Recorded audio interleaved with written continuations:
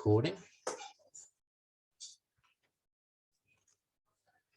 Hi, tonight I'm going to speak on how do we respond to division on evolution and the age of the Earth. My name is Kevin Rogers, and I am the Director of Reasonable Faith in Adelaide. So here's a picture, just to put you in the picture, about Australia, because many of the viewers will be from overseas. This is a map of Australia, which is Australia south of Asia in the southern hemisphere. And we're from South Australia, so it's this brown state here. And Adelaide is here, so this is where we're actually speaking from. And South Australia is the driest state and the driest continent, but really it's not all that bad. Adelaide often features in one of the most livable cities in the world. And despite having 9 of the 10 most poisonous snakes in the world, redback spiders and jellyfish that can kill you, and also the white pointer shark. But other than that, it's a very, very pleasant place to live. So how do we respond to division on the evolution and age of the Earth? Well, this is part of a theme that's been running for this year. So the topics for this year, which is 2022, is young Earth creationism, old Earth creationism, the scope and validity of evolutionary theory, and the implications on the Bible regarding its historicity, its reliability, and its inspiration. We've had 2 meetings so far this year. In the first meeting, Stephen White presented scientific arguments for young Earth, for a young Earth, and in the second meeting, Gordon Stanger provided scientific arguments for an old Earth. And these meetings or presentations are recorded on YouTube at the link given below.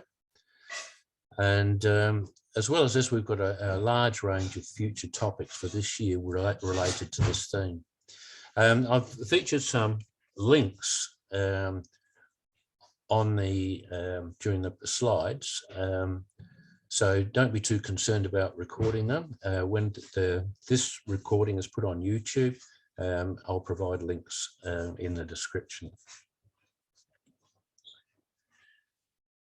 These are the major issues that we face. Young Earth creationists claim that the Earth is between 6,000 and 10,000 years old, whereas old Earth creationists claim the Earth is over 4.5 billion years old. So this discrepancy is greater than 450,000 to 1. So at least one view is diabolically wrong. But an even bigger issue is, can the way that we discuss this debate be even more diabolical? This is the major topics that I'm going to talk about during the presentation. So what are the options, YEC and OEC options? So that's young Earth creationism and old Earth creationism options. What are some of the biblical perspectives? What should we do? And what are the advantages of the Christian perspective? So first of all, what are the options? Well, the 2 top-level options are young Earth creationism and old Earth creationism. And it all relates to evolutionary theory as well as just the age of the Earth. Now, the 5 major theses of evolutionary theory is that the Earth is ancient, so the 4.5 billion years is assumed. Then there's a development from the simple cells to the more complex cells. Then there's a thesis of common ancestry. So this means that over here we've got the picture of the tree of life And right at the bottom here, we've got the origin of life with a single cell. So the common ancestry means that the whole family of the living world, both plant and animals, is descended from this first single cell. Now, young Earth creationists affirmed the last two of these, the fourth is descent with modification, and the fifth is change through and natural selection. Young Earth creationists affirm the last two, so it's descent with modification and natural selection, but have deep problems with the first three. Old Earth creationists affirm all five, except some reject common ancestry for hominoids, that's human beings. And all Christians reject naturalism, or the naturalistic interpretation of evolutionary theory. We'll have a look now at young Earth creationism in a bit more detail. The initial creation account is in the first book of the Bible, which is Genesis, and it's chapter 1. And young Earth creationists believe that this should be taken literally. So this means that Earth went through a creation process in 6 24-hour days.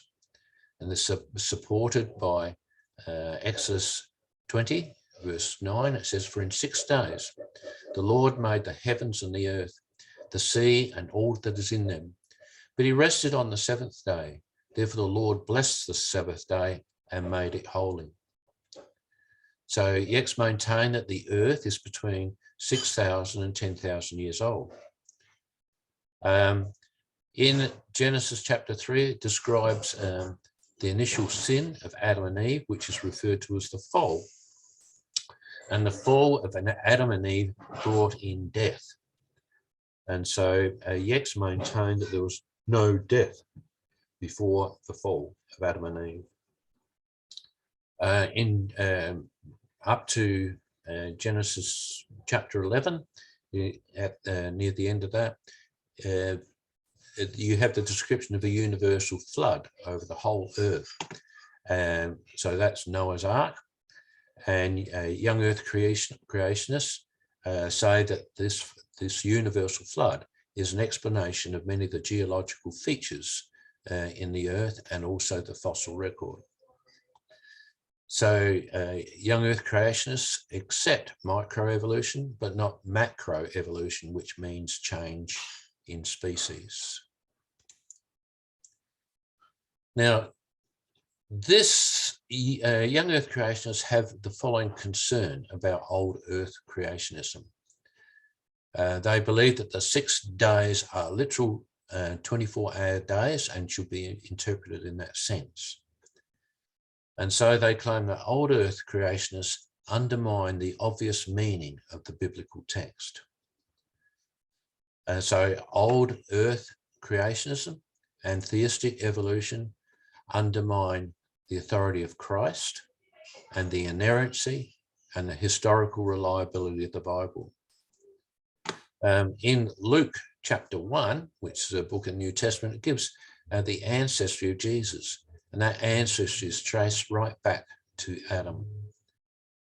So the fall is assigned to Adam, and because of the fall, all human activities are tainted by human sin, and this will also include science. So denying the fall undermines redemption, which is Christ redeeming humanity from their sin. For it states in 1 Corinthians 15, "For as in Adam all die, so also in Christ shall all be made alive." So if you undermine Adam, that also has implications on what Christ has done for us. Also, the nature of evolutionary theory itself. Evolution is red in tooth and claw. It entails pre-fall animal suffering, and it does not look on the surface like the activity of a loving God. This provides some overview of some of the major organisations that actively support the YEC view. So initially we had Answers in Genesis. This began as the Creation Science Foundation in 1980.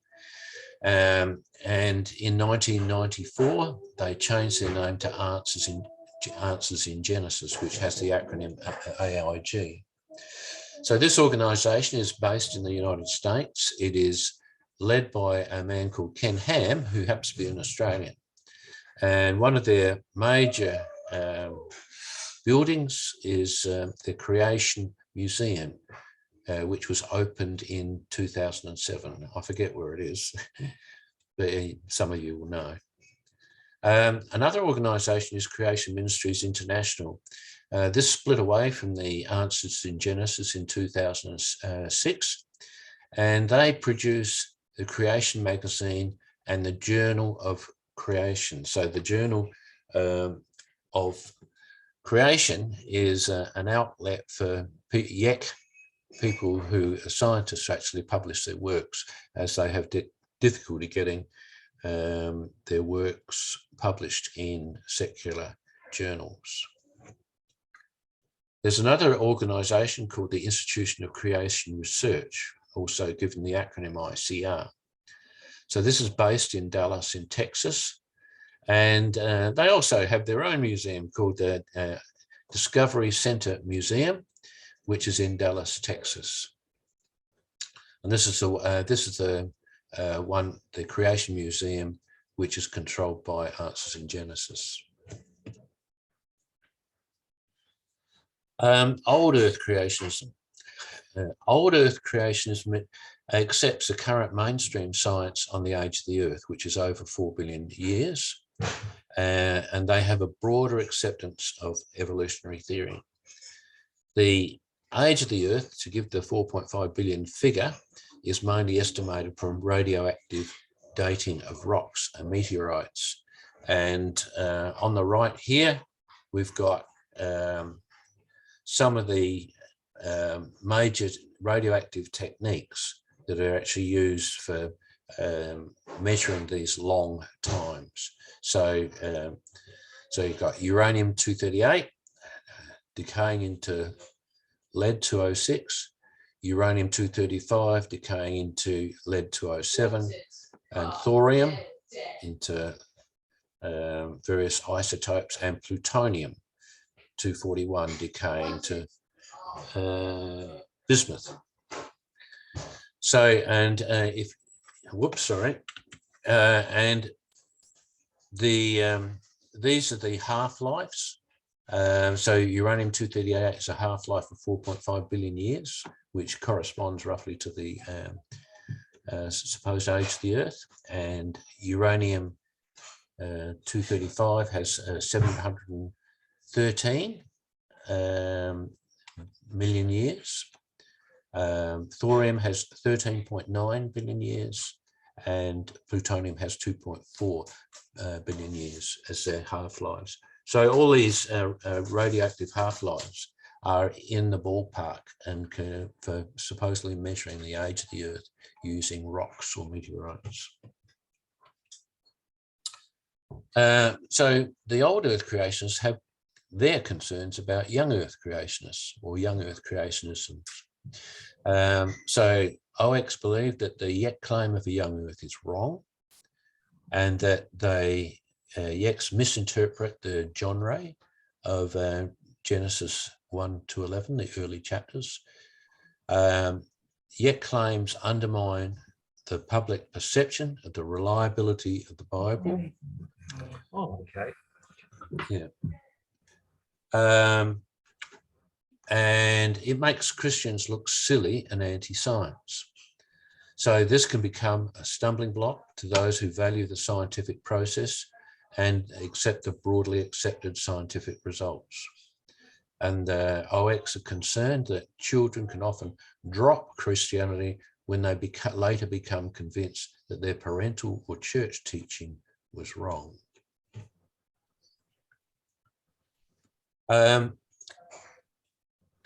Old Earth creationists have a variety of approaches And I'm just going to do a rough overview of these different approaches to old Earth creationism.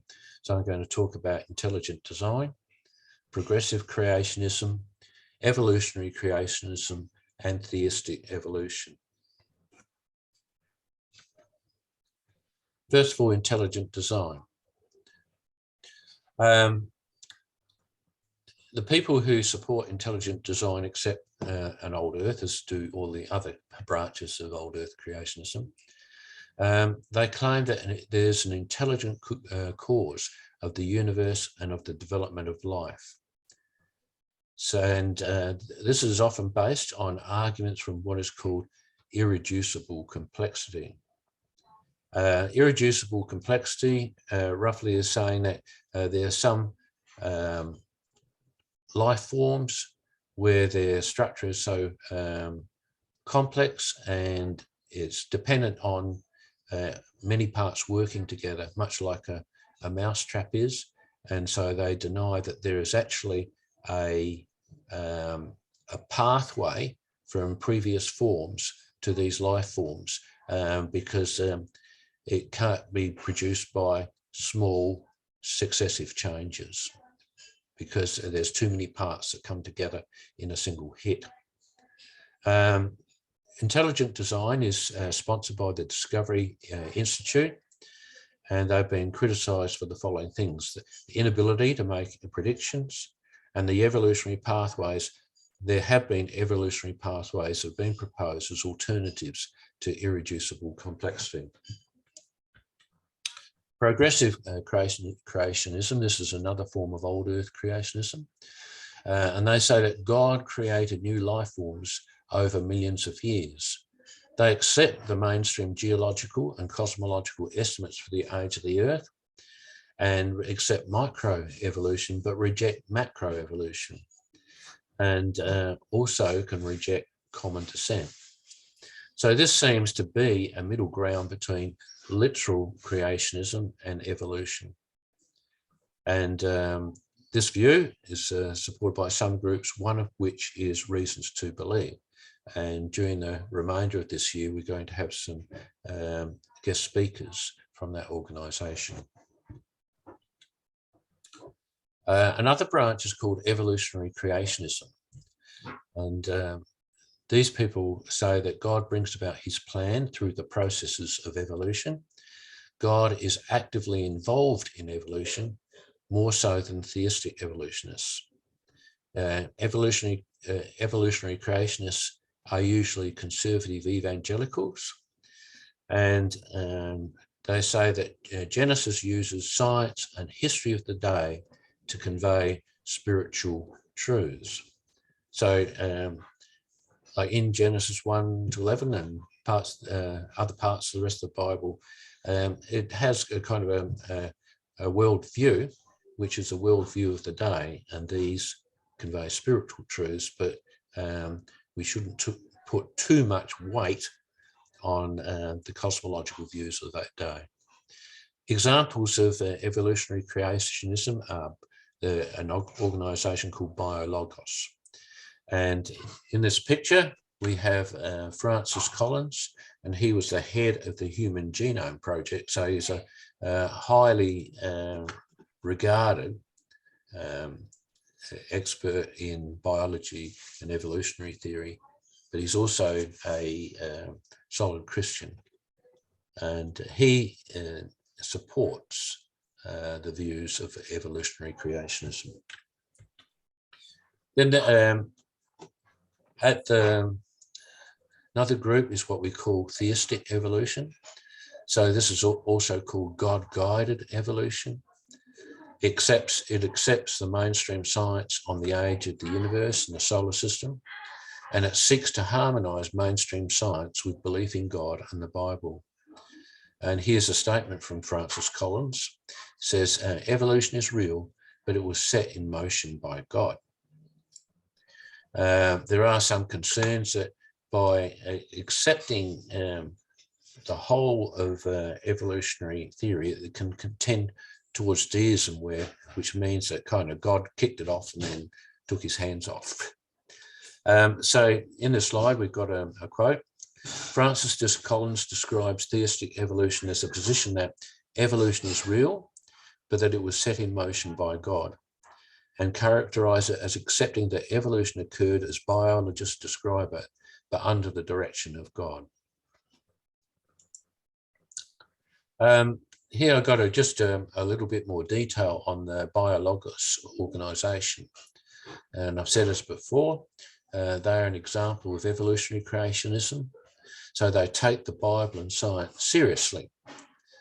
So God created all things, including human beings, in his own image. Evolution is the best scientific explanation we currently have for the diversity and similarities of all life on the earth. And so they support common ancestry and descent with modification. So most of the people who belong to this group are quite orthodox in their Christian beliefs. So they believe in the Trinity, the humanity and deity of Christ, the bodily resurrection, humans being made in the image of God, and salvation by grace through faith alone. So, however, they're still within their own ranks. They have diverse views on many biblical and scientific questions. So here's a link which will be provided in the YouTube description, which answers the question, what is evolutionary creation? They address a number of different questions about their views. As an example, they have views on Noah's Ark and the flood. Here's a link to where they describe their views, and I've got a quick summary here. So they do not believe in a flood over the whole earth from a modern perspective. Modern animals and humans are not descended from animals in Noah's Ark. It was common practice in the ancient world to retell a story in a figurative way to communicate a message. So the flood story is an interpretation of an actual historical event retold in the rhetoric and theology of ancient Israel. For the ancients, their perception of the whole world was in accordance with their limited maps. So what they thought was the whole world and what we think is the whole world are quite different things. The story of Noah, the ark, and the flood speaks about judgment and grace, and about God's hatred of sin and his love for his creation. And some of you may be comfortable with that summary and others may not. So we're Reasonable Faith Adelaide. We are a local chapter of a US-based organisation called Reasonable Faith. And William Lane Craig is the leader of Reasonable Faith, and he is an old earth creationist, and he believes that the days in Genesis 1 are not 24-hour days. And he says Genesis is subject to wide interpretations, but he believes that evolutionary theory is compatible with Christian faith. But some problems, e.g. he believes there's some problems about evolutionary theory, believes that natural selection is too slow a process to explain the amount of change that occurred in 4 billion years. And this is supported by a couple of secular scientists called Barrow and Tipler, who wrote a book called The Anthropic Principle. He believes that chimpanzees and humans share some broken genes, suggesting that there is common ancestry between humans and chimpanzees. But he believes in the creation of a rational soul in humans. He believes that there is a historical Adam, but all his commitments are tentative. So overall, he describes his views as agnostic.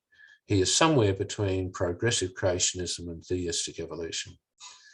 And he has kind of lent support to evolutionary creationism. And if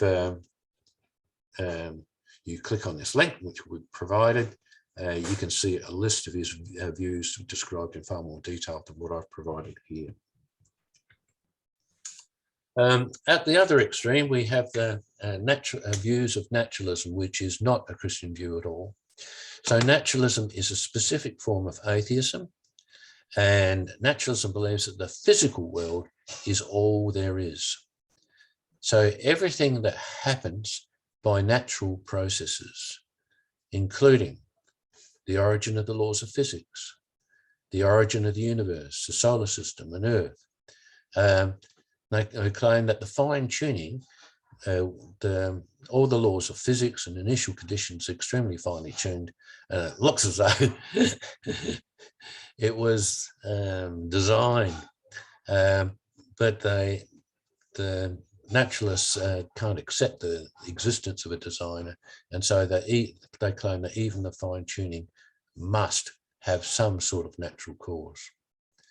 And so they believe there's the origin of the DNA molecule and of the first cell also occurred by natural processes, and the evolution of life and humans.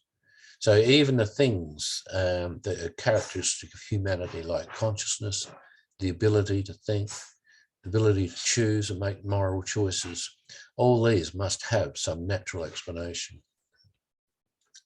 So thus, because they reject any divine root of the whole shooting match, they have an ideological commitment to the complete evolutionary theory, no matter what, because they have no other choice. For a person who is a naturalist, evolutionary theory is the only game in town. And they believe that ultimately there is no design, purpose, or meaning in the universe. So here's a couple of quotes from Richard Dawkins, who's very much in this group of naturalists. He says, much as we might wish to believe otherwise, universal love and the welfare of the species as a whole are concepts which simply do not make evolutionary sense. And here's another famous quote from him. The universe we observe has precisely the properties we should expect if there is, at bottom, no design, no purpose, no evil, and no good, nothing but blind, pitiless indifference. So there's a wide range of views.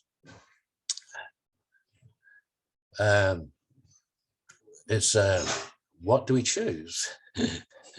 And how should we approach the whole matter? So should we, if there's something we disagree, should we oppose or tolerate? And it's reminded me of a famous passage in Shakespeare's Hamlet. So here we've got an actor playing the part of Hamlet and holding a skull and talking to the skull. And here's what he says: to be or not to be, that is the question. Whether 'tis nobler in the mind to suffer the slings and arrows of outrageous fortune, or to take up arms against a sea of troubles and by opposing end them. Now, what does it mean? Well, I have my own particular take on it, but I'm told by experts in Shakespeare that I'm wrong. And the classic explanation of this is that Hamlet's actually considering whether he should suicide or not. So that's inherent in the line, to be or not to be. And so he's saying, is it nobler to kind of hang around and suffer the slings and arrows about fortune, or to take up arms against the sea of trouble? Well, anyway, my take on this is slightly different. So when I actually see this, is it nobler in the mind to suffer the slings of outrageous fortune, slings and arrows of outrageous fortune? Like, should we just kind of put up with all this stuff, or should we actually take up arms against a sea of troubles and kind of go on the attack and try and end the things which we believe are wrong? So it's an issue that you can encounter in much of life. If you're in business, you may see things you disagree with and you say, oh, do I just bite my tongue, or do I try and change the world? And so the same thing occurs here in this big divide. how should we kind of approach the problem? Should we just kind of put up with it and bite our lip, or should we try and get in there and see what we can do to resolve the issue? During this preparation, Derek Silby reminded me about a book called The Essence of Darwinism. I read it years ago and I've just reread it. But one of the lines that kind of I thought was pretty pertinent, it's in the beginning of chapter 10. She said, no matter how hard you try to discuss evolutionary theory impartially or dispassionately, someone's ideology always seems to take over the debate. And so that is very true. And it's one of the challenges we face. So, but hopefully I'm a little bit more optimistic. When I kind of started research on this, I initially called this pastoral issues, and I was trying to look for some sort of guidance, and I kind of, Googled things. I found it very hard to actually find helpful advice, because this is an issue. You go into a church and you'll have dogmatic people with different views, and how do you handle it?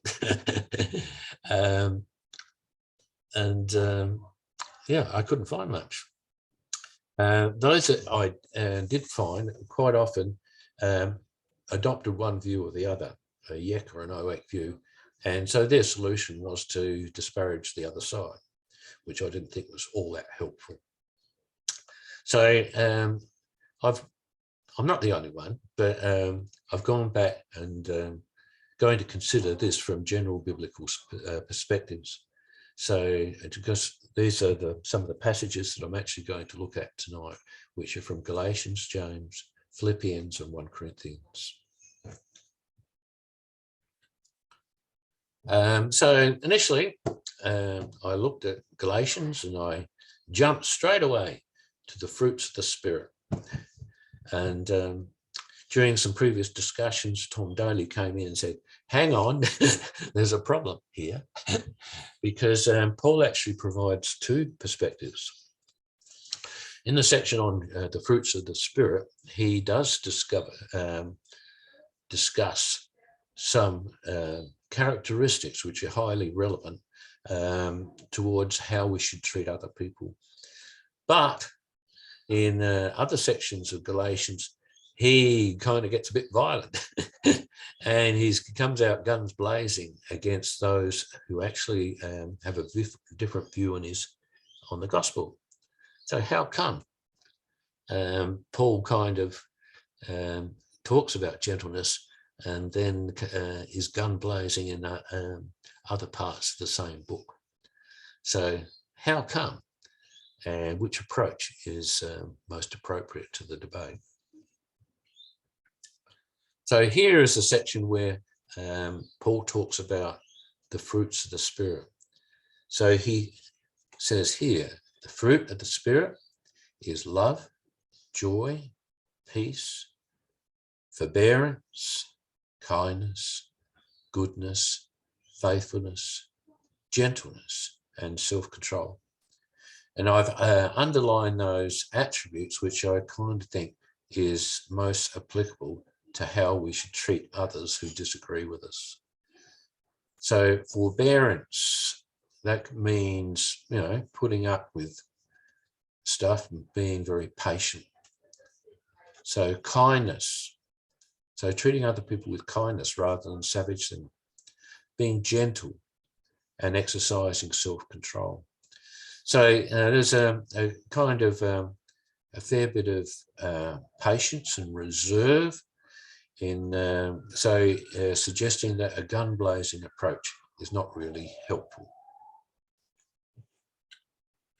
But here we have other sections from the book of Galatians where Paul seems to be a bit more aggressive. So in chapter 1, verses 8 to 9, he says, even if we or an angel from heaven should preach a gospel other than the one we preach to you, let them be under God's curse. As we have already said, so now I say again, if anybody is preaching to you a gospel other than what you accepted, let him be under God's curse. And later on in chapter 5, he's referring back to these people who he believes are undermining the gospel. And he says, as for those agitators, I wish they would go the whole way and emasculate themselves. So that's pretty savage, isn't it? So at this point, is Paul being gentle and kind? And when is gentleness and patience appropriate? So when do we stand our ground and be aggressive? So, but I don't actually believe that we can justify animated opposition like this on the YEC, OEC debate. So moving along, 1 Corinthians chapter 13 contains a famous passage on love. And in this passage, in verses 4 to 7, Paul lists the characteristics of love. And he says, love is patient, love is kind. It does not envy, it does not boast, it is not proud, it does not dishonor others. It is not self-seeking, it is not easily angered. It keeps no record of wrongs. Love does not delight in evil, but rejoices with the truth. It always protects, always trusts, always hopes, always perseveres. So, patience with others, kindness is very much like the fruits of the Spirit. It does not dishonor others. So it's inappropriate to actually put other people down who you disagree with. It is not easily angered. So there's patience, self-control, and it always hopes and always perseveres. So you've got patience and perseverance. So it is suggesting that when you treat other people, you should have a very gentle approach. James says, my dear brothers and sisters, and he puts a bit of emphasis on it. It says, take note of this. So this is important. Everyone should be quick to listen, slow to speak, slow to become angry, because human anger does not produce the righteousness that God desires. Also, there's the value of humility. We should so humility is a virtue strongly emphasized in Christianity, which was actually quite countercultural in its time. So in Philippians 2, Paul says, therefore, if you have any encouragement from being united with Christ, if any comfort from his love, if any common sharing in the Spirit, if any tenderness and compassion, then make my joy complete by being like-minded, having the same love, being one in spirit and one mind. Do nothing out of selfish ambition or vain conceit, but rather in humility, value others above yourselves. Now this phrase, in humility, value others above yourselves. What it says literally in Greek is even stronger. It says, esteeming others as surpassing yourselves. So in other words, when you deal with other people, it's a safer view to actually give them the benefit of the doubt and consider them actually superior or surpassing yourself. So you're not trying to prove that you're superior to others when you actually argue with them. So, and this is quite countercultural because the value of humility in leadership was virtually unknown in the Greco-Roman culture. But now it's accepted as a virtue. We like our leaders to actually show some humility. So, however, when you look at this, it says about being one in spirit and one mind. Is there any hope in the YEC issue from getting anywhere near that? So on the surface, it looks as though being one in spirit and mind seems impossible on this YEC OEC issue because people are so embedded in one view or another. And by saying that, I'm not saying that the positions are equal in truth. Also, it's just not humility before others, but it's also humility before God. So the book of Job is about evil and suffering, but it seems to me to have parallels with debates on evolution and the age of the earth. Because eventually when God does appear to Job, it says here, well, God's, in effect, God's answer to Job, it says, you weren't there and you don't know. Then the Lord spoke to Job out of the storm. He said, who is this who obscures my plans with words without knowledge? Brace yourself like a man. I'll question you and you shall answer me. Where were you when I laid the earth's foundation? Tell me if you understand. So part of God's answer to Job is you weren't there. And so you don't understand how things happen in the same way that I do. Also, can we presume to understand the mind of God? Then Job replied to the Lord, I know that you can do all things. No purpose of yours can be thwarted.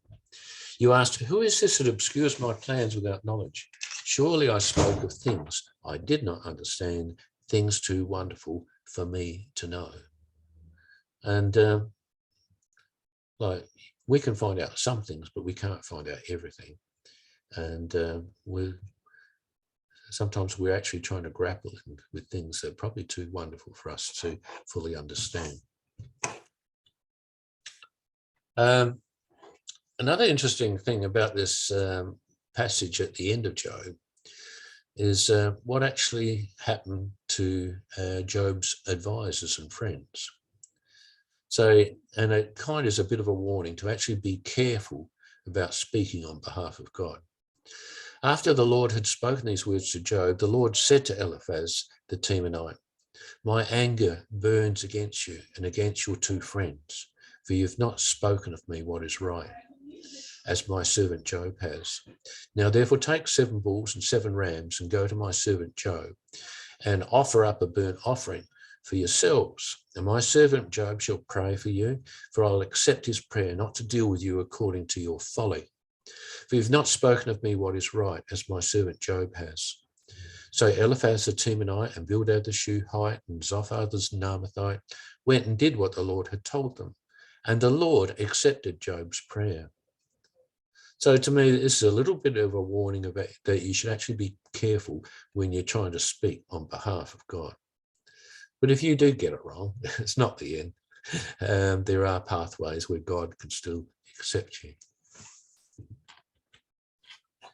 Another thing I believe that comes out of scripture is you should actually attempt to read widely. So read opposing arguments as well. And there's in Proverbs, there's a very interesting verse. It says, the one who states his case first seems right until the other comes and examines him. So don't just listen to or read the sources that you like. You should also have the ability to explain the other view fairly and sympathetically. So if you're just kind of pushing your own barrow and ignoring the counter arguments, then it's not a very effective way to operate. Also, be very careful about being dogmatic, because Jesus warns, if anyone causes one of these little ones, those who believe in me, to stumble, it'd be better for them if to have a large millstone hung around their neck and to be drowned in the depths of the sea. Woe to the world because of the things that cause people to stumble. Such things must come, but woe to the person through whom they come. So there's a bit of warning that we should actually be careful what we assert if it causes other people to stumble. So here's my conclusion on the biblical perspective.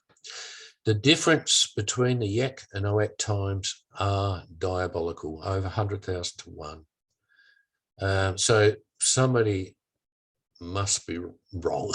The views are not equal. At least one view is diabolically wrong.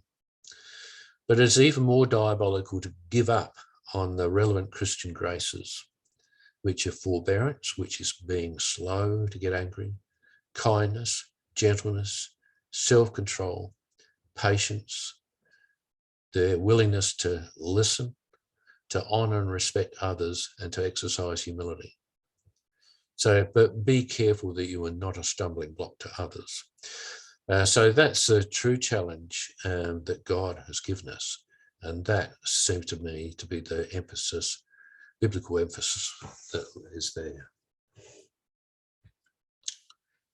So general suggestions going beyond just what the scripture says. We can argue about these things, but we may end up winning the battle and losing the war. And there's another saying that's kind of stuck with me, which I heard from a pastor. He says, "You are never so wrong as when you are right." You might have all your facts straight, you might have the best arguments, but if you do it in the wrong way, then you won't achieve a useful purpose. And also this warning that came from Oliver Cromwell when he spoke to some of his supporters. He says, "I beseech you in the bowels of Christ, think it possible that you may be mistaken." So I think we should always be very careful to consider the possibility that we may be wrong. However, if you compare the problems that Christians face in these sort of disputes, we still have an enormous advantage over the other extreme, which is naturalism. So here's a quote from Bertrand Russell from Free Man's Worship, which expresses the logical conclusions of a naturalistic view. That man is a product of causes which had no prevision of the end they were achieving, that his origin, his growth, his hopes and fears, his loves and his beliefs are but the outcome of accidental co-locations of atoms, that no fire, no heroism, no intensity of thought and feeling can preserve an individual life beyond the grave, that all the labours of the ages, all the devotion, all the inspiration, all the noonday brightness of human genius are destined to extinction in the vast death of the solar system, and that the whole temple of man's achievement must inevitably be buried beneath the debris of a universe in ruins. All these things, if not quite beyond dispute, are yet so nearly certain that no philosophy which rejects them can hope to stand. Only within the scaffolding of these truths, only on the firm foundation of unyielding despair can the soul's habitation henceforth be safely built. That's from Bertrand Russell in the Free Man's Worship. So that cheers you up, doesn't it? Another person who's a naturalist is Steven Weinberg, and he was a high-flying physicist. He's died recently. But he says, it came to the conclusion, the more the universe seems comprehensible, the more it also seems pointless. So ultimately, if you hold a naturalistic viewpoint, it ends in despair. But the Christian view is entirely different. Christians and theists believe that ultimately there is purpose and meaning in the universe, and we can have a far more positive attitude towards science. So Johannes Kepler is the one who came up with the elliptical orbits of the planets, and he was one of the leading early scientists, and his view was that science is thinking God's thoughts after him. So science is not just interesting in itself, it points to something even more meaningful. So science can be one expression of our honouring God and fulfilling his purposes. So we should have a very positive attitude towards science. So and this has kind of come out to me in one of my favourite hymns called Loved with Everlasting Love. And here's one verse. It says, heaven above is softer blue, earth around is sweeter green, something that lives in every hue Christless eyes have never seen. Birds with gladder songs I flow, flowers with deeper beauty shine, since I know, as now I know that I am his and he is mine. So if you actually see that God is behind the world, it takes on an enhanced beauty that was not there without it. So I don't have all the answers. So I've got some outstanding questions, and some of these were actually prompted me by Tom Daly. So how do we handle dogmatic people? Because we're going to come across them. It will occur in churches, and people say, I know what I believe. And really, they don't know all that much. So how do we actually approach and handle these dogmatic people? And also, what truth can we know? And if we hold a position, what would take it to change your mind? Is there any possible evidence that would cause you to actually change your mind from what it is? And if you did, what would be the implications to your faith if you realise that the view you now hold is wrong? I've got some other useful references here that I came across, which I found helpful, and I'll plonk these in the YouTube recording description. That's it. So would you like to enable your microphones? And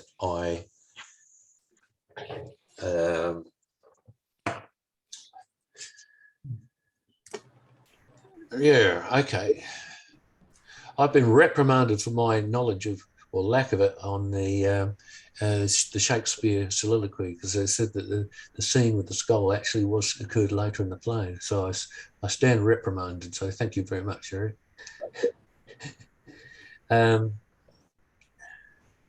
Okay. Brian said, how should we handle the differences? Truth is of utmost importance, and we should all contend for the truth. At the same time, we must also have grace towards those who consider the truth to be different from what we consider to be truth. Did you want to add to that, Brian?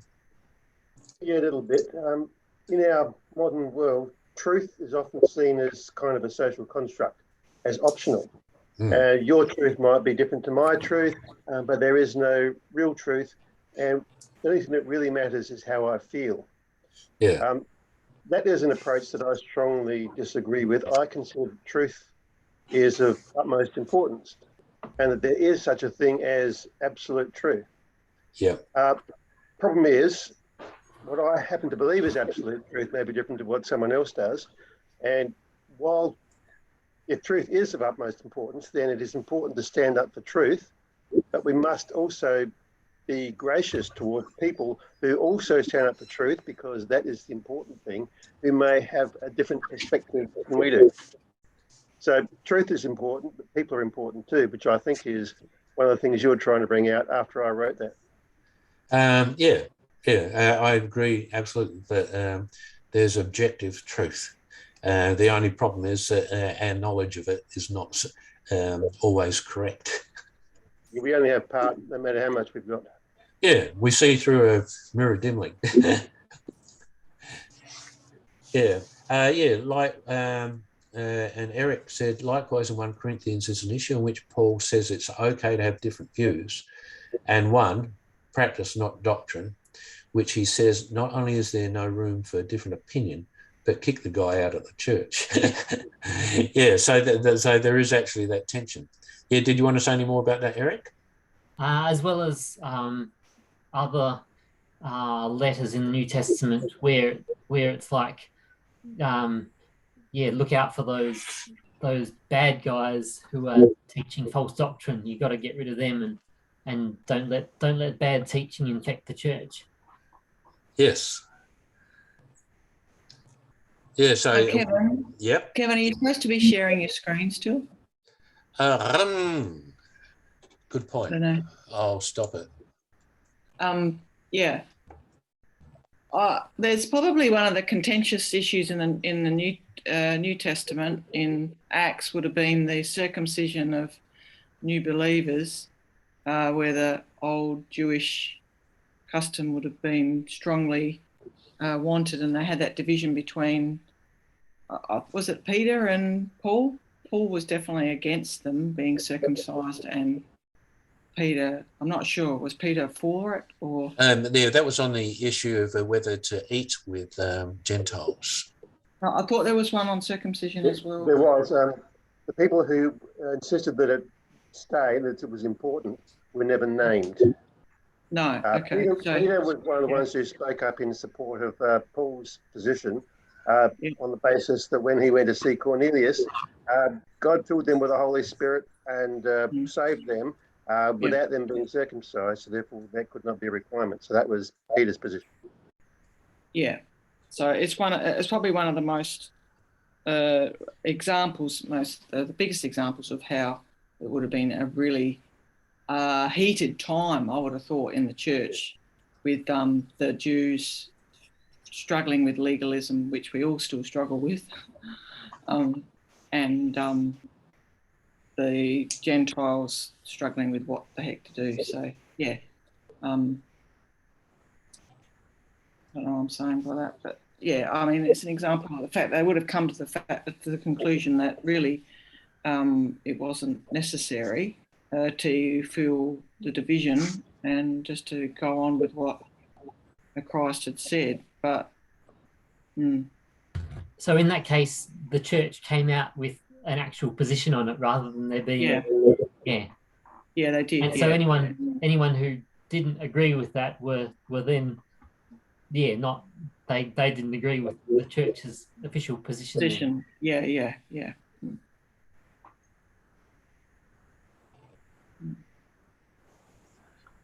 I think the young and old earth is, I suppose, similar to a number of different things that Christians have disagreed with. So yeah, you can see it similar to, and since it's, I suppose, mostly within broad evangelicalism that the two positions are, you could compare it to roles of women, either in the family or in the church, or role of charismatic gifts, or how the church is to be governed. All of those are things that at one time or another churches have divided over. But if you move on to today, you'll find people with varying views in a congregation, and it won't matter for most of them. Yeah.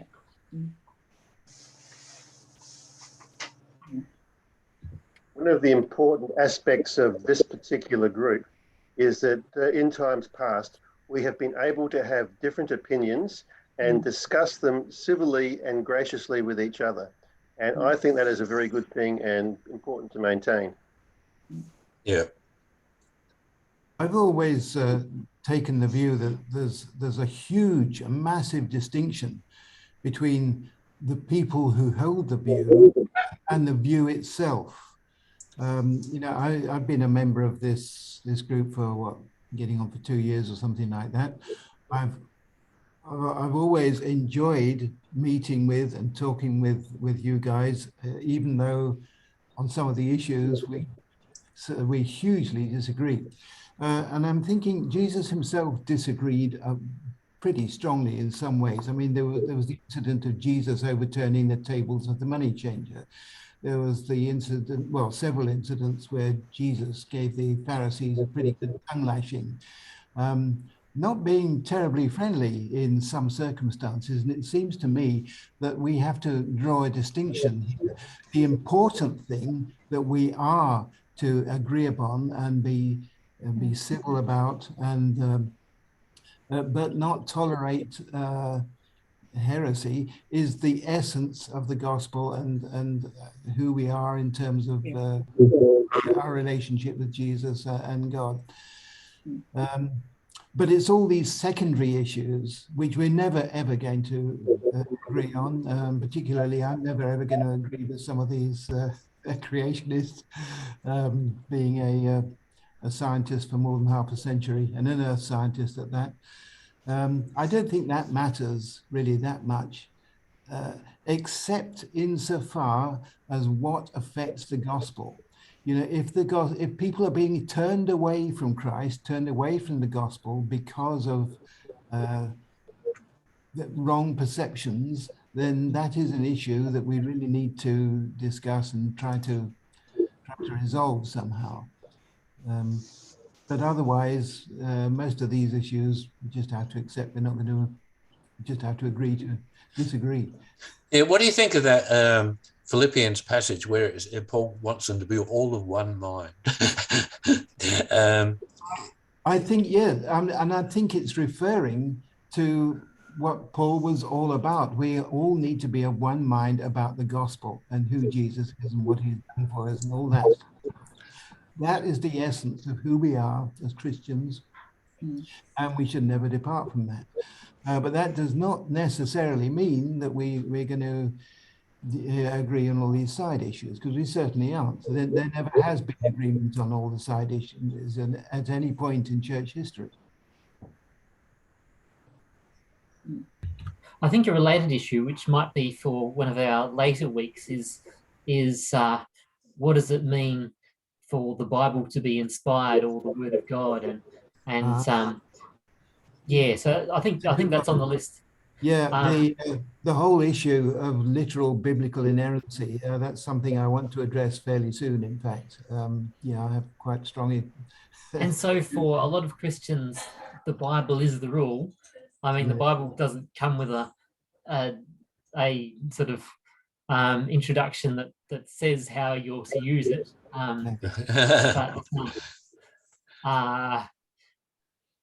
Yeah, but I think it's significant that God chose the Israelites.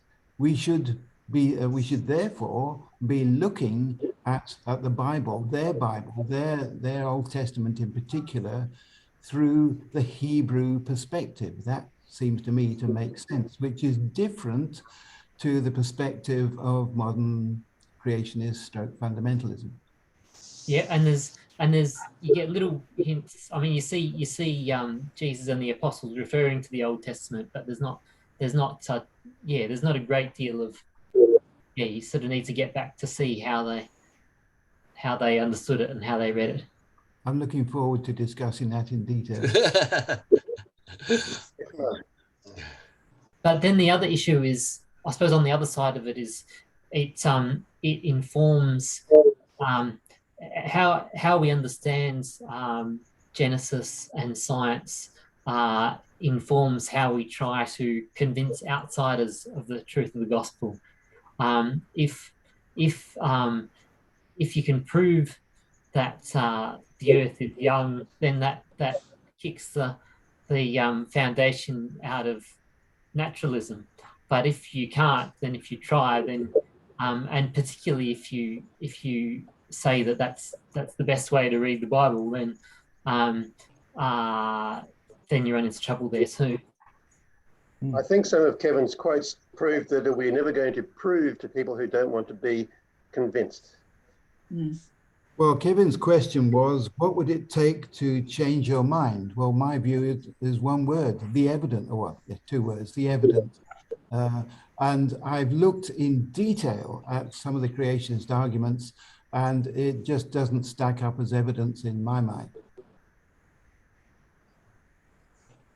One thing that kind of fascinates me is when you actually look at the books Genesis through to especially Genesis. How did the author write that? Like, how did he find out all this information? Like, how could he write about the beginning of the world? If it would take divine dictation if it's substantially true and historical. Sorry? We're taking eyewitness, and there was only one at the time. Sorry? He would take an eyewitness, and there was only one eyewitness available at the time. Yeah, you say God is the eyewitness. I'd like to comment on that, Kevin. Yeah. Can you hear me? Yes. Yeah, I believe a lot of that revelation was given to Moses when he was down at Mount Sinai. And we're told a very intimate exchange is occurring. And I believe, if you can use the analogy, God was giving videos to Moses in a pictorial way, such that he's able to write down an eyewitness account of what God was revealing to him about the origins. So the authorship is God. Moses is the human agent to write it down. And a lot of that info has to be God revealing, because no human can be there when parts of our universe are being formed and put together. So when you read it through, and then when you look at the later references, there is a harmony from Genesis right through to the end of Revelation. It's God with a plan, God revealing truth, and along the way he uses prophets to reveal more detail. But Moses is a key figure in the whole Genesis account. Yeah, I totally agree that there's a coherence right from the start of Genesis right through to Revelation. But the question is, what is your frame of reference for reading and understanding that? That's one thing. The other thing is there's the tradition that Moses wrote the Torah. Well, he can't have written all of it, because the end of the Torah mentions his death. And that's not a problem. It's hard to see how one person could possibly have written all of that. Why is there a problem with it? Well, we don't have any evidence that it was Moses who wrote the early chapters of Genesis in particular. So when Jesus says on the road to Emmaus, all the law and all the prophets testify of me, talking about the revelation from the beginning with Moses right through to the end. So yeah, talking about the revelation, but not necessarily with Moses. We don't know that. It's not stated that. Well, I believe it's pretty clear that the authorship is divine revelation, and that it's being written down as a record for our benefit. And it's God wanting us to know that it's not a cosmic accident that we're here, and there is a purpose through the whole process. And he chooses Moses to get a lot of that information at the start. But not the last statement. Oh, well, okay, a little epilogue at the end, that's not a problem.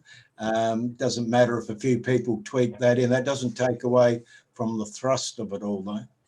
No, it's hugely important, and I'm not trying to denigrate it in any way. It's hugely, magnificently important, and the first 11 chapters give you a kind of overture, the whole theme of the Bible and everything that follows. But the frame of reference with which you read that is where we get hung up and have differences. I don't believe that the Hebrew frame of reference is the same as the literal frame of reference. Yeah. Gordon, you'll be speaking on this when you actually speak in a couple of meetings' time, won't you? Right. Yeah.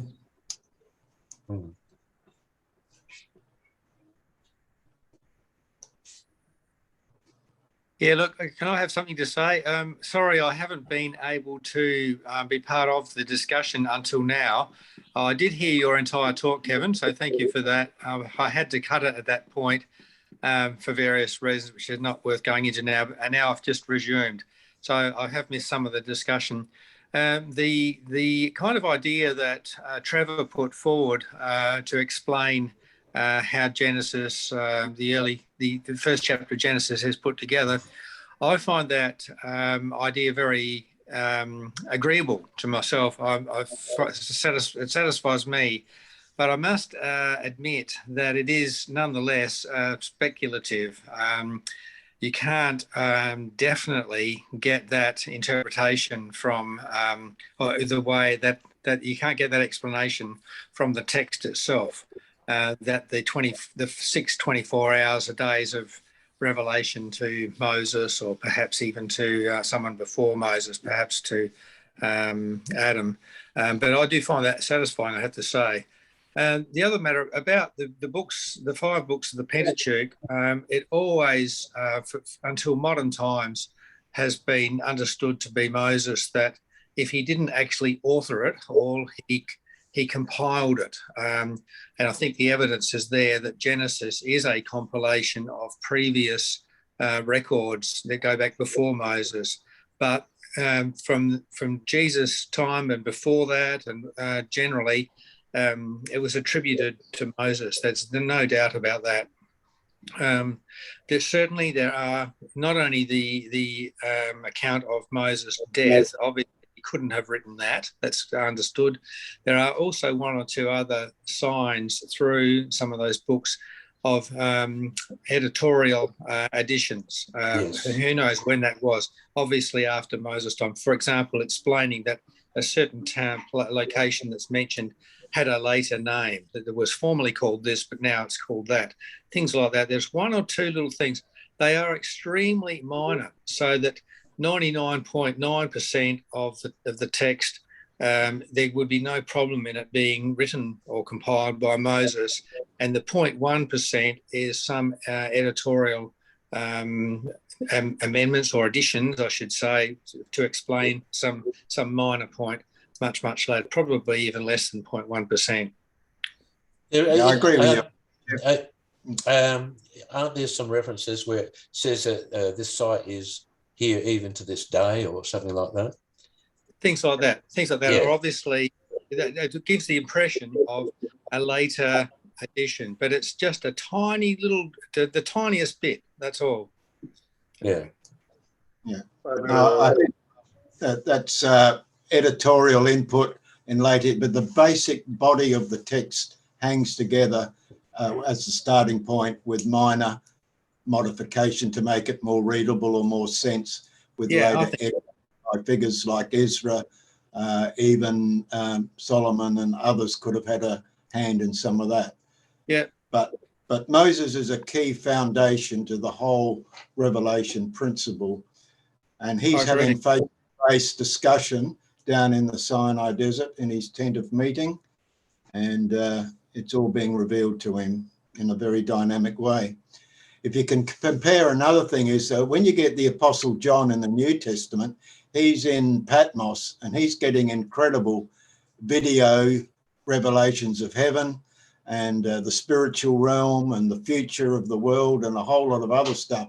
So it's not a problem for God to reveal pictorially a lot of stuff to human beings that they write it all down.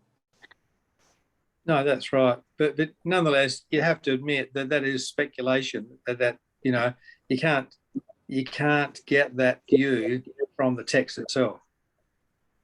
Other than, because I'm an architect, I'm a bit pictorial. Graphics are very important to communicate certain truths.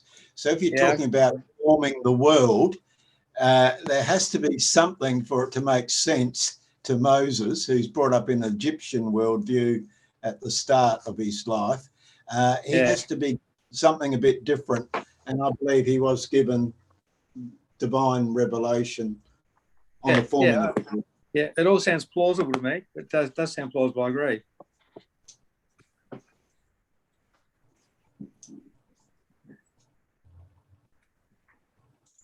But from there, it's not just about who wrote it, but what does it mean for it to be inspired? Does it being inspired or being the word of God mean that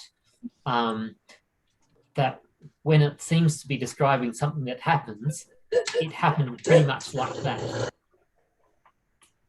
I think that's where, and it's not just about science, it also touches on history. Does the Bible being God's word mean that when we read that this happens and that many people went there and this and that, does it mean, being God's word, that it happened pretty much like that? Or can it still be God's words to us despite being mythical and historically inaccurate? Is it true or isn't it true? Yeah. That's true. And if it's not true, then what are we supposed to do with it? Just another fiction book? Yeah. Well, what we're supposed to do with it is look at it from the Hebrew imagery perspective, and from a Hebrew frame of reference, what is the key spiritual aspect that this narrative is trying to tell us? And in a sense, whether it's literal or not, doesn't really come into it. Well, that's okay for Genesis. It's easy to read it and preach a sermon on it without touching on science at all. There's lots of things you can get out of the creation account, but then you read about the Exodus and all the accounts in Numbers and other historical things, and you think, well, if that's historically inaccurate, then what are those passages trying to tell us? So there's some passages that have obvious things that we can take out of it, and other things like genealogies. What's the point of listing that genealogy if it's not how it happened? Yeah, a lot of that Old Testament stuff I'm writing a book about at the moment on precisely the questions you ask. But basically, I sort of come back to the point that it's like parables. The Hebrew psyche was very much about storytelling and parables. Jesus himself said he only taught in parables.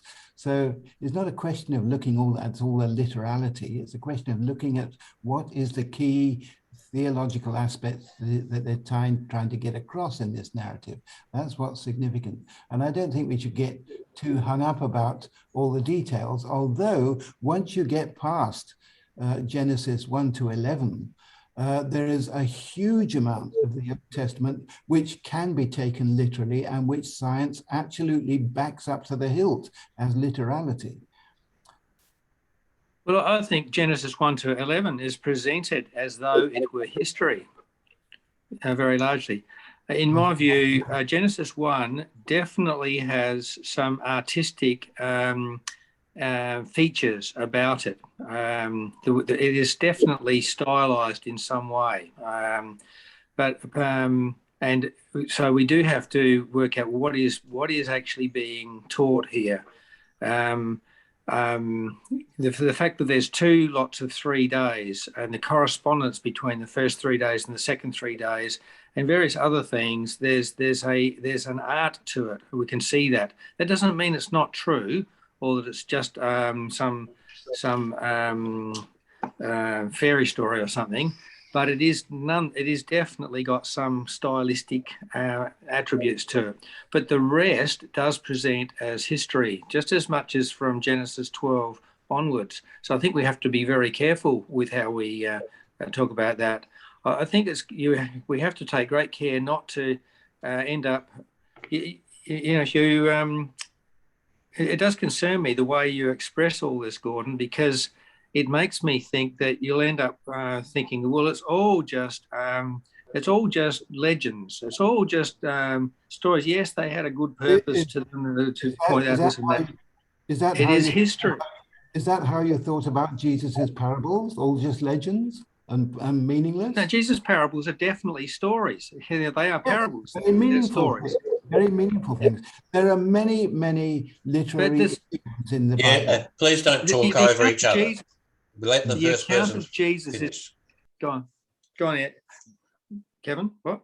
I just encourage you not to interrupt each other because the audio doesn't work. All right, wait till the first person finishes speaking before speaking yourself, please. Okay. Well, the parables are stories. Undoubtedly, they're all stories. Whether they've got links with real events or not, they are definitely stories. But the account of Jesus is not just an imaginary story. The account of Jesus is actual history. He actually went to these places. He actually encountered various specific people. He actually did things and said things. That's all literal. That's true. He did those things. And to come up and say, well, that's imaginary too, I can't come at that. Yeah, well, I'm not saying that either. I mean, I'm absolutely agreeing with you that it's a mix of literality and imagery. That's how Hebrew literature is. Yeah, I'm a bit doubtful about that. Hebrews had a very, they valued their history like no other people, and who came from who, and who did what, and so they weren't people. It's not like the Aboriginal. I'm not knocking Aboriginals, by the way, but it's not like the Aboriginal Dreamtime stories at all. It's not like that one bit. I'm not saying, and have never said, that it's all pictorial imagery and stuff like that. The vast majority of what's in the Bible can be taken absolutely literally, but not all of it. Yeah. Yeah, well, I'll have to agree with you on that. But I might disagree with you about what parts you think are literal and what are figurative, you know? I think that's where science is really comes into its own, because science is a very good tool for sorting out what is literal and what is figurative. And but Christians in general don't look at the scientific evidence. They don't give it sufficient credence, in my view. I've also appreciated the fact that scripture is written not just for the Hebrew generation, it was written for every generation. So when I read the Bible, I know that God can speak to me personally through it, and that I can take something out of it that's relevant and meaningful for my generation, and that can actually reveal scientific truth that wouldn't have appeared earlier on. So I think it has it's multifaceted and leveled, because you can speak to different generations about different things. And I also think you've got to take it literally and consistently. You can't just say Genesis is literal and then this isn't literal and that's not literal. I think you've got to look for consistency across the whole Bible, and there's not just creation texts in Genesis, they're spread right throughout the New Testament as well, and then other parts of Job and Psalms. So you've got to look at it consistently and see if they contradict each other. Right? If we make a statement and they contradict, well, we're going to think, well, why is it doing that? Jesus refers to Adam. He refers to different people in the that we talk about in Noah, for example. That's been before Genesis. So they were literal Genesis people. 1 to 11. So, and the fact that you can say that, I mean, Jesus, well, Paul, is it who refers to the Noah's Ark being a reference to us being experiencing creation, like being baptized in water and coming back again, as the same as what Christ did for us. But it's also a literal event. So you've got the two things simultaneously present that God used, which is what God does, doesn't he? He uses events in our lives to speak to us spiritually. You know? So anyway.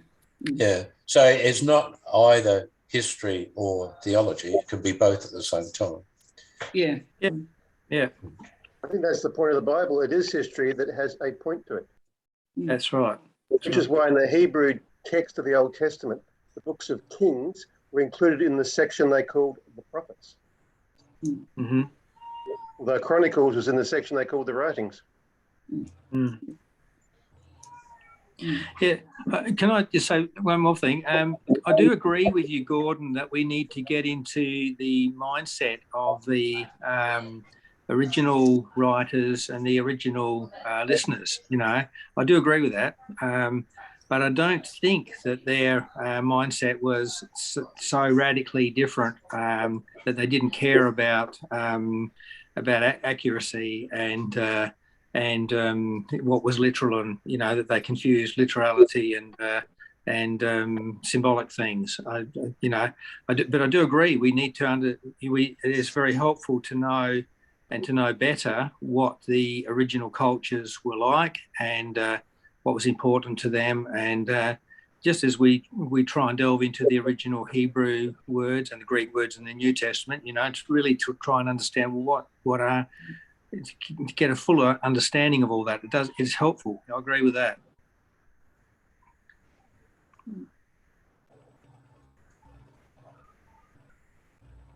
Good. Well, we'll be discussing that in detail at a later date. Yes, we will be. We don't have to resolve it tonight. Yeah, I was more addressing like kind of human civility and tolerance towards each other, as rather than to actually resolve the issue. Your points were well made, Kevin, and your talk's very good. I thought you covered it very well. Yeah. But I think we don't do too bad, really, I think. Yeah. Since there's a few, everyone else here is older than me, and most have been a long time in the church. What have been the biggest issues of division in your churches over the years that you can recall? Any of you? Oh, that's easy to answer. The music. Yeah, sadly, that's true. I'd have to say people. Just personality differences between people. Yeah. I don't think there's any church that hasn't had its conflicts, and there's a whole spectrum of conflicts that come into it. You just have to work through it. I see women in leadership as a big one. That's huge. Yeah, that's a very and also homosexuality, and whether or not you should marry homosexuals in the church, or that to me, that's I'm already married. I can't marry a homosexual. Sorry? I'm already married. I can't marry a homosexual. You know what I mean? So that and it's we're moving into very interesting times in the church to try and from a biblical point of view, it's really tricky to try and hold fast to an inerrant word of God opinion and then move without offending anybody in the wider community. Hasn't that always been the case? Even with the New Testament about the Stoics and the Judaizers and all that lot, constant problems. I think it's going to get worse though in our country though, in Western countries, where if you hold to an opinion about something, it's very hard. It's the freedom of speech stuff, be able to even present as a viable option. You can't even say that it's. I think a lot of these differences are God ordained and God sent. So as we struggle with them, we actually grow up.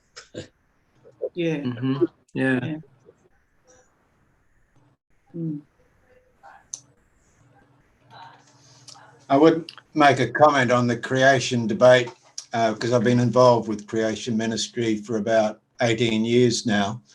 And back in the early days when I first got involved, you would find in a meeting that there were the different positions presented, and depending on the speaker's approach as to what got discussed. But the diversity was there in a lot of the churches. But what tends to happen now is there's a bit of a filter where you've got those churches that are open to the creationist position and you get an invite, but there's others that just close the door full stop and you can't even get an opportunity to present a position. So it's a little bit more polarized now on the topic. And that's been a drift over the last, well, for me, 18 years in approach. Yeah. Another approach is to push it under the carpet and stifle discussion on it for risk of upsetting the apple cart. Correct. That position has come to us quite a bit in the comment is made that you're divisive by presenting another position, and we don't encourage division. Yet on other topics like social justice and other points, open debate, have this position, that position presented, you make the decision. But for some reason, sometimes on the science creation issue, you don't even get to square one with some, particularly pastors, on the issue. Yeah, well, some pastors are very much pro young Earth creationism, and so Yeah, you know, some are, but yeah, a lot are. Yeah, yeah. Mm. Well, yeah, it works both ways, and so you'll get plenty of young Earth creationist guest speakers, and a pastor will promote that line. Yeah. Another problem. Oh, sorry. Yeah, no, it's all right. Another problem is the assumption, this assumption of polarity. You're either one extreme or the other. I remember going to a church that was talking about young Earth creationism and bashing evolution or something. And I got up to point out some of the factual inconsistencies of the argument, and it was automatically assumed that I was anti-God, anti-Christian, and so on. Just not true. People assume you're either the one extreme or the other, and there's not enough allowance made for people like myself who are somewhere in between. And I find that difficult to cope with sometimes, I must admit. In fact, Kevin, you mentioned there were sort of basically 5 views. There's actually more than that, because I don't, speaking, fall into any of those 5 categories. I would quibble a little bit about there are people. You know, just what is a theistic evolutionist? Well, you get any number of different definitions of them. And I am a theistic evolutionist by some definitions, not by others. There's this, this whole spectrum of views, and well, it's not even a linear spectrum, it's a kaleidoscope of views, isn't it? Yeah. Yeah, thank you, Kevin, for explaining broadly what those groups are, and like where that Hugh Ross's group fits and where the other one, Biologos, fits, things like that. I found that helpful. I do remember years ago a group that I remember seeing some of their literature. It was called the Evolution Protest Movement, EPM. What happened to that? Did that morph into creation? The Evolution Protest Movement. Well, it was back. I remember my father used to get the stuff from them, and it was all to do, obviously, from the title, evolution, creation issues, supposedly from a scientific perspective and everything, but protesting against the widespread belief in and the promulgation of evolution. But I've often wondered whatever happened to that group. I think it morphed into one of the others somehow. That was what it was in Australia. I'll have to look into that. I haven't really followed that before because I could have kind of lost interest. One stage I was very interested in that whole area, and for a long time I sort of put that aside. But I do wonder what happened. I've never heard of it. So you have heard? Have you? I've not heard. Sorry? No. I've never heard of them. I've not heard. Okay, right. Oh, look, I'll try and find out. Let folk know. Yeah. They used to put out a magazine or something, a journal or something. Well, in preparing this talk, when I kind of looked at how many different slants there were on it, I've kind of realised that our program for this year is a little unbalanced. From the point of view, we've got a heavy emphasis. All right, I think we will have young Earth speakers well represented. They are going to come back to me. And we've got Hugh Ross, but Hugh Ross is only just one in amongst many in terms of views on the old Earth case. And so we haven't got much coverage on the other groups within old Earth creationism. So I'm mindful of that and might do something about it. So I think Biologos is probably worth having a bit more of a look at. Mm-hmm. But we haven't got any Biologos speakers lined up.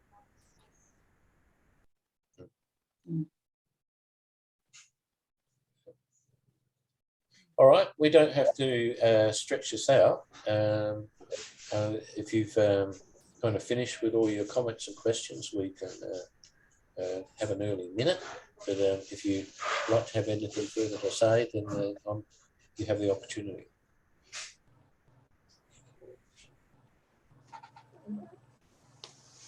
Right. All right. Well, thank you very much for your attention. And what I'll do is I'll stop the recording at this stage. So I'm signing off for all those who see the recording on YouTube.